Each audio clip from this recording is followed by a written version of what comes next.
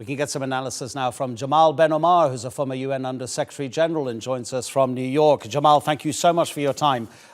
If you don't mind, I'm just going to read you a list of the permanent members of the Security Council who since 2019 have used their power of veto.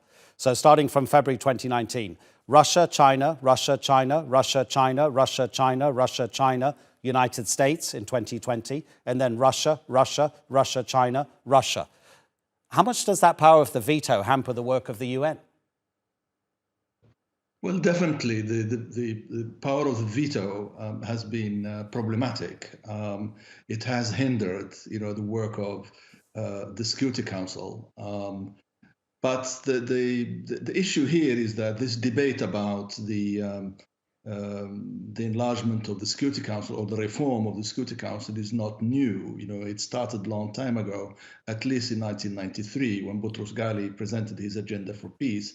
And then later on in 2005, when Secretary General Kofi Annan presented to the General Assembly his report in Larger Freedom, when he put very concrete proposals for changes in the structure of the Security Council. So there have been discussions. There is an intergovernmental process of negotiations in General Assembly. There is an open-ended working group that's been discussing various ideas and so on. But the reality here is that all these discussions haven't come to any conclusions, and I don't think we're going to see any compromises emerging anytime soon. The bottom line is that the permanent members of the Security Council, they don't want their powers to be diluted in a large group. And then even those who are demanding a seat, they have detractors. There is the group of the commonly called the G4, that's Germany, Japan, India, and Brazil.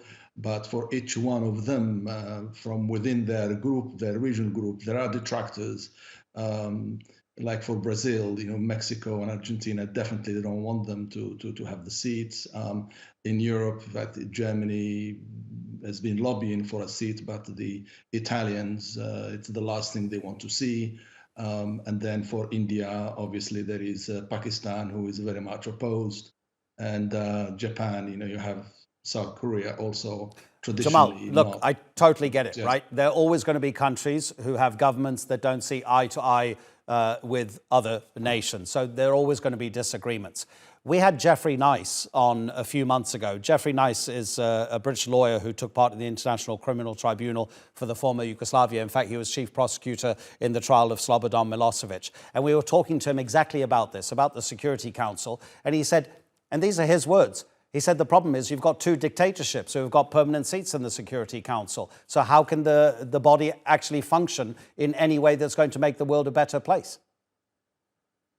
The current composition definitely reflects the balance of power that emerged at the end of World War II. It's basically a club for the victors of World War II. There is no doubt there is a need for Security Council reform, but what I am saying is a lot of countries pay lip service to this, and particularly those who are P5. The bottom line is they don't want their powers to be diluted. That's one. The second thing is that there is no real effective, decent process in the General Assembly that will lead to any early conclusion of these discussions that have been going on for many, many years, for decades now. And then there are divisions also and disagreements within the regional groups. At the end of the day, what countries ask is, am I going to be in this club, or is it one of my rivals who is going to get the seat? And that's where things get very complicated. So I wouldn't get carried away, with the recent calls for the expansion or the reform of the Security Council. This has been on the agenda somehow for a long time, but lack of political will has hindered all efforts to try and push these discussions to a positive conclusion.